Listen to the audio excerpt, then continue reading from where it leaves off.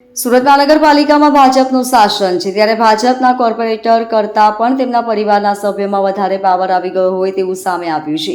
પાંડેસરાના બમરોલી વિસ્તારમાં ભાજપના મહિલા કોર્પોરેટર ગીતા રબારી છે. જોકે ગીતા રબારીના સંતાનો માતાની સત્તાનો દુરુપયોગ કરતા હોવાનું સામે આવ્યું છે, જેથી ભાજપને વિપક્ષ નહીં પરંતુ પોતાના જ પક્ષના સભ્યોથી નુકસાન થઈ રહ્યું હોવાનું સામે આવ્યું છે. ભાજપના કોર્પોરેટરના પુત્રની દાદાગીરીની પાલિકામાં ભારે ચર્ચા ચાલી રહી છે.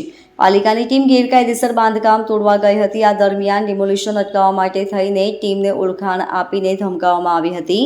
બમરોલીના કોર્પોરેટર ગીતા રબારીના પુત્ર મયુર રબારીએ દાદાગીરી કરી હતી. દબાણ તોડવા ગયેલી મનપાની ટીમને ભ્રષ્ટાચારના કેસમાં નાખી દેવાની ધમકી આપવામાં આવી હતી. સાથે જ જાનથી મારી નાખવાની ધમકી પણ અપાઈ હતી. ધમકીને લઈ મનપાની ટીમે પાંડેસરા પોલીસ મથકમાં મેહુલ વિરુદ્ધ લેખિતમાં અરજી કરી કાર્યવાહી કરવાની માંગ કરી છે. જે અનુસાર દબાણ સ્ટાફ તેમજ સિક્યુરિટી સ્ટાફ સહિતના લોકો દબાણ હટાવવા ગયા હતા, ત્યારે ગીતાબેનના પુત્રો મયુર અને મેહુલ દ્વારા આસપાસના રહીશોનું ટોળું એકત્ર કરી લાવ્યા હતા.